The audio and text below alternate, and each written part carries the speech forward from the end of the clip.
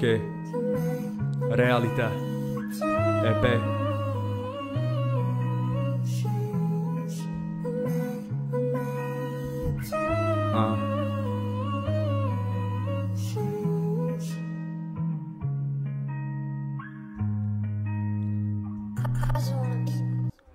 Prečo si chlapci myslia, že sú viac, keď sú horší jak ja? Obalím brko, ale po pár hodinách aj tak príde realita. 9-ročné deti na mobilách, doma vedia len vysedávať. 12-ročný chlapec chce byť depresívny, každý vie, že to hrá. Chcem byť iný, chcem byť ja, sám sebou, sám vyhrám. Každý pád ma naučil niečo, preto som tam, kde som teraz. Bolesť ma naučila, ako sa mám správať ku ľuďom, čo nemám rád. Každému sa sklamal, ostal len pravý, nedá sa ich spočítať. Fakt si len set, gratulujem.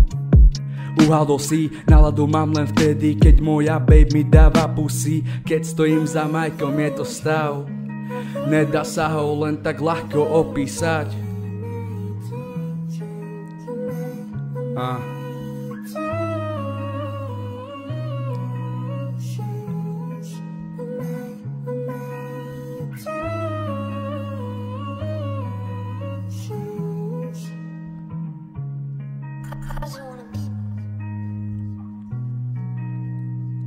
Nebo mi odpoveď nedá, každý večer sa na ňo pozerám. Dúfam, že tiež ma vidí z neba, niečo mi chce povedať. Vždy som lojálny, vždy som povedal, keď mi niečo vadilo.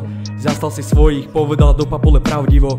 Vášnivo som si užíval chvíle s tebou, trápilo ma všetko, chcem žiť s ňou, nie s inou psychika. Ani neviem kde je, som mimo, sadnem si na schody, myšlienky zabíjam vínom, zapíjam do toho pils, nalada up, pri mne ľudia moji, ideme sa niekde prejsť, kde nie sú veľa ľudí, ľubo to natiahni, hneď iné myšlienky, hneď iné myšlienky.